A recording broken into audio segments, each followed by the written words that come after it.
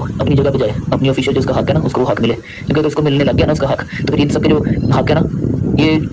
ना हक हो जाएंगे। फिर हम तो यही कह रहे हैं, मैं तो यही बात से कह रहा हूँ, सारे यही कह रहे हैं, खुश हैं लोग कि सुलह ये रिश्ता जुड़ने वाला है। आओ जी आओ, ओन शेख ने खुशखबरी सुना दी है कि ईमान और कीवान बहुत जल्द ही रजब भट्ट के घर यानी अपने घर वापस जाने वाले हैं। और ओन शेख ने ये भी कहा है कि अब कीवान को हम चाहते हैं कि उसका हक मिल जाए, और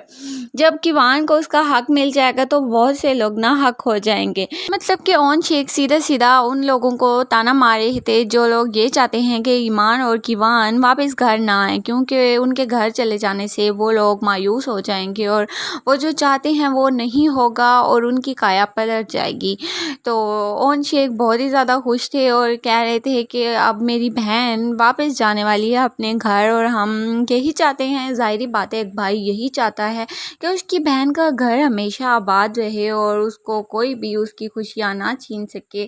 तमाम कह रही थी कि ऐसा नहीं है, ये सिर्फ सोशल मीडिया पर बातें फैली हुई हैं, ईमान और रजब भट्ट की डाइवोर्स हो ही चुकी है, लेकिन ऐसा बिल्कुल भी नहीं है।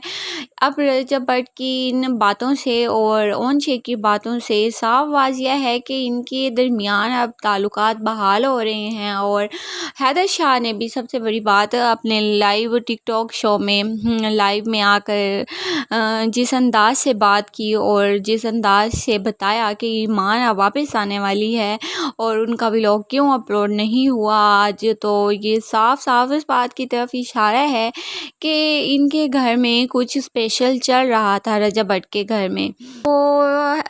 वैसे देखा जाए तो हैदर शाह ने पहले जब ईमान और रजब के दरमियान इख्लाफात चल रहे थे काफ़ी ज़्यादा और स्टार्ट था इख्लाफात का, तो हैदर शाह ने भी बड़ी ईमान पर टोंट मारे और उसके बारे में बड़ा बुरा भला भी कहा। लेकिन अब जब देखा कि रजब भट्ट तो ईमान की तरफ वापस पलट रहा है, तो हमें भी उसी तरफ अपनी काया पलटनी पड़ेगी, वरना दोस्ती से जाएंगे। तो हैदर शाह फिर से 900 चूहे खा के जैसे बिल्ली हज को चली ना, वैसे ही हैदर शाह भी मियाँ मिट्ठू बन रहे हैं।